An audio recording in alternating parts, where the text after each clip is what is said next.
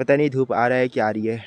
इस सच को अपने माइंड में रखने के लिए हमें इस चीज़ को बार-बार रिपीट करना है और ये हमारे ग्रीन शर्ट में बॉल फेंकते हैं और ये देखिए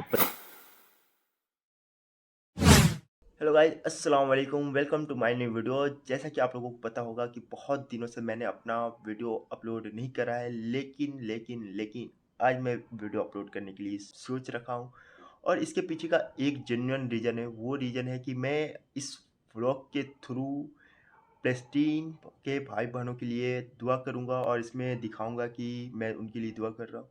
तो आप लोगों को पता है कि इज़राइल जो ज़ालिम देश है वो फ़िलिस्तीन के औरतों और बच्चों पर हमला किए जा रहा है। वहाँ पे औरतों बच्चों नहीं, वहाँ पे वो एयर स्ट्राइक कर रहा है, जिससे कि आप लोगों को पता है कि फ़िलिस्तीन में जो सबसे ज़्यादा पॉपुलेशन है वो बच्चों और औरतों का है।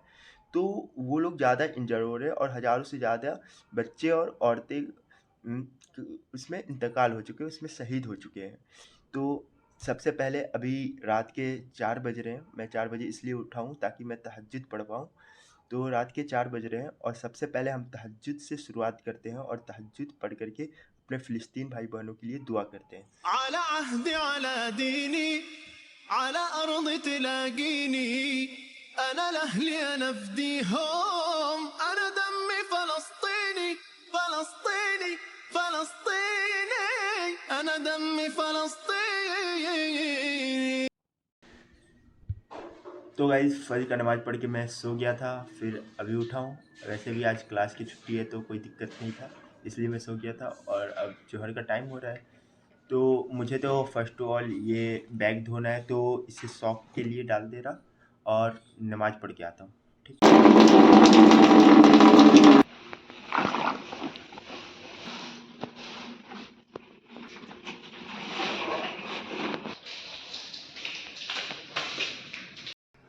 तो गाइस मैंने बैग धो डाले हैं। बहुत दिनों से सोच रहा था पर धो नहीं पा रहा था, लेकिन आज धो लिया। यहाँ डाल देते हैं, यहाँ पे धूप अच्छी आ रही है।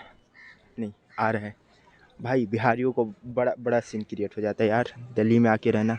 आ रही है और आ रहा है में डिफरेंस क्रिएट करने में।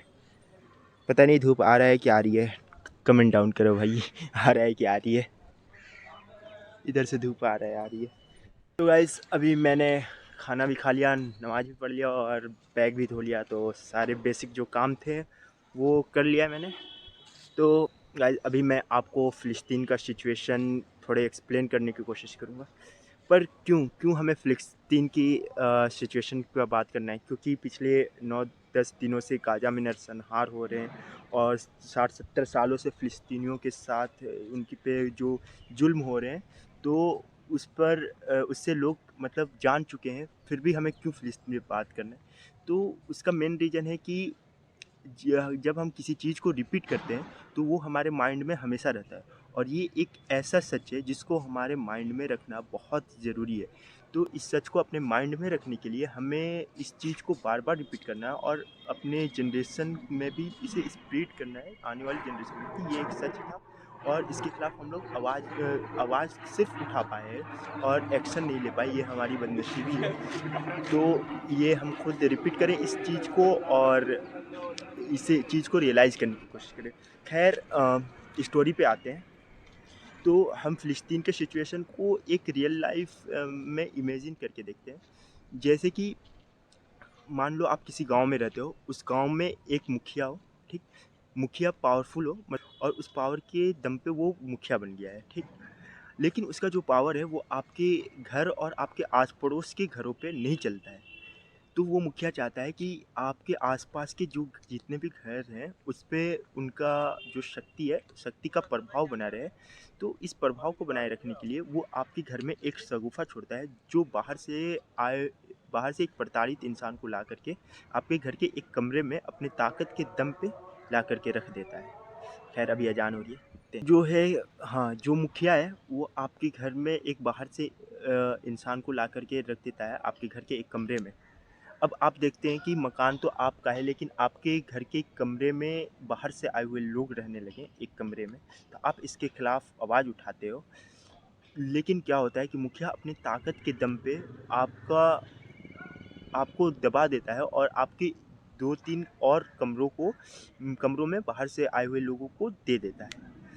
धीरे धीरे टाइम गुजरता जाता है और एक टाइम ऐसा आता है कि मुखिया अपने ताकत के दम पे और वो बाहर से जो आए हुए लोग होते हैं वो मिल करके आपको एक कमरे में बंद करके बाकी सारे कमरों में अपना अधिकार कर लेते हैं और अपने जैसे बाहर से लोग बुला करके रख लेते हैं। ठीक।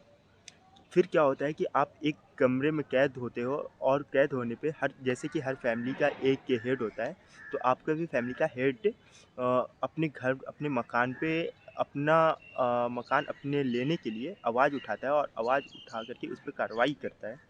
तो आपकी कार्रवाई को टेररिज्म का नाम दे दिया जाता है और आपको टेररिस्ट घोषित कर दिया जाता है जस्ट बिकॉज ऑफ आप ताकत के खिलाफ आवाज़ उठाएं। तो ताकत के खिलाफ आवाज़ उठाने को और नाहक के खिलाफ आवाज़ उठाने को टेररिज्म का नाम दे दिया जाता है और इसके सपोर्ट लेकर के आपके ऊपर फिर आपके फैमिली को प्रताड़ित किया जाता है।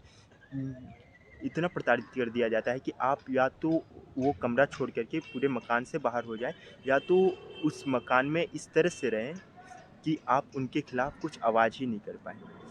तो अब ऐसा इसलिए हो रहा है क्योंकि मुखिया आपके जो आपका घर है और आपके आस पड़ोस में लोग हैं उसमें अपना प्रभाव अपना शक्ति का प्रभाव बनाना चाहता है जस्ट बिकॉज ऑफ ये हो रहा है।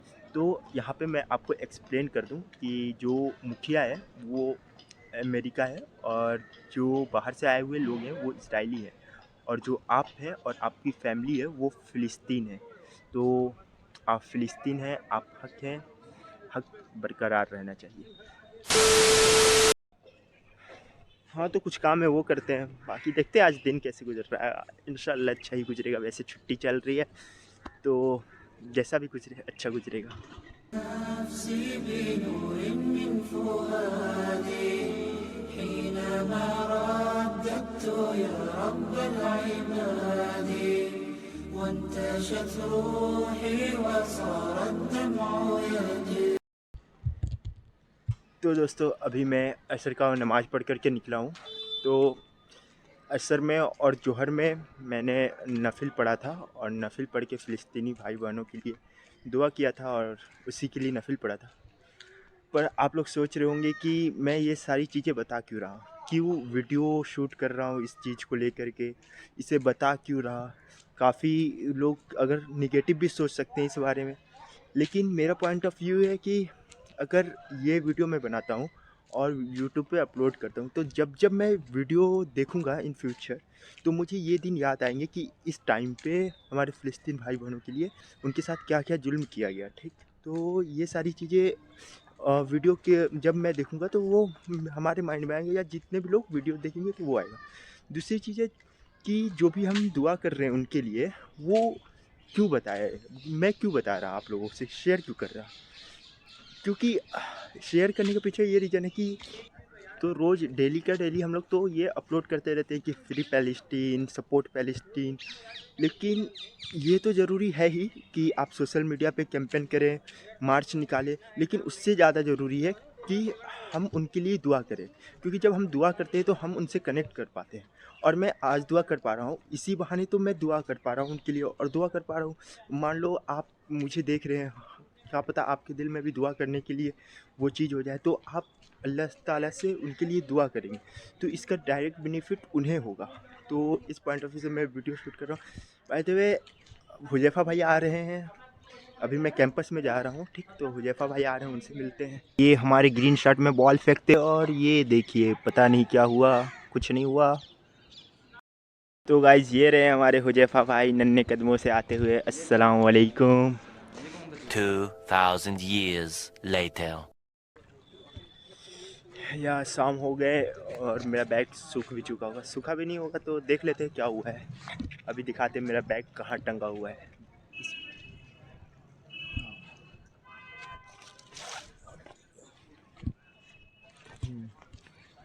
अभी सूखा नहीं है, कल सूखेगा। बाकी बाकी मेरे कपड़े टंगे हुए हैं बालकनी में, उससे उठाना है, उसे उठा करके इस व्लॉग का अंत करते हैं, मतलब ख़त्म करते हैं।